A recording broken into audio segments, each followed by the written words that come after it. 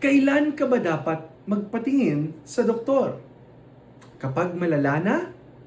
Kapag hindi na kaya? O kapag huli na?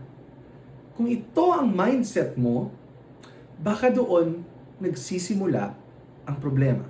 Dum, dum, dum, dum, dum, dum. Welcome to Everything About Cancer with Doc Fred Ting. New episode every Wednesday. And Saturday. Hi everyone, I'm Doc Fred Ting, your medical oncologist, and welcome to Everything About Cancer, kung saan tinatanggal natin ang takot sa pamamagitan ng tamang kaalaman. Let me explain this simply.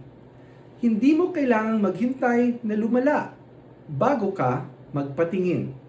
In fact, the earlier you consult, the better.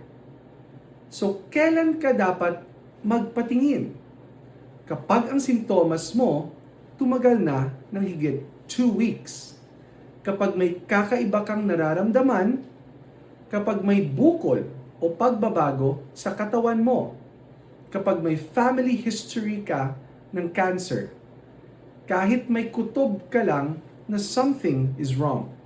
Yes, kahit instinct mo lang, because sometimes your body knows before you do.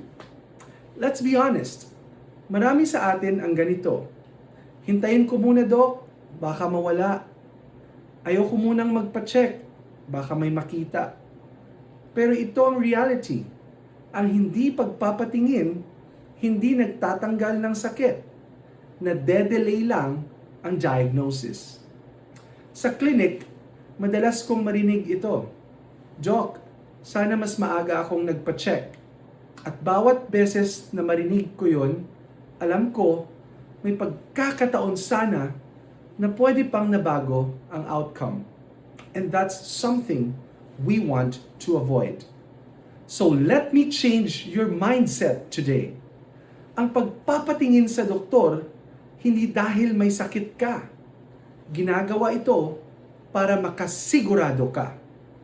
Peace of mind is always better than regret.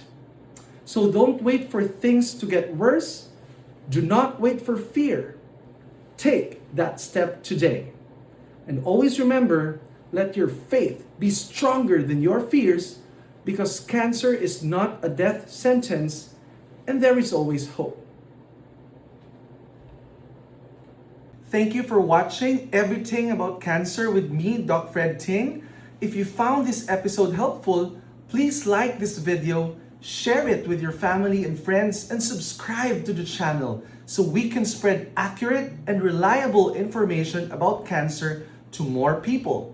Don't forget to click the notification bell so you won't miss our upcoming episodes. And always remember, let your faith be stronger than your fears, because cancer is not a death sentence and there is always hope. Again, I'm Doc Fred Ting, and see you in the next episode of Everything About Cancer.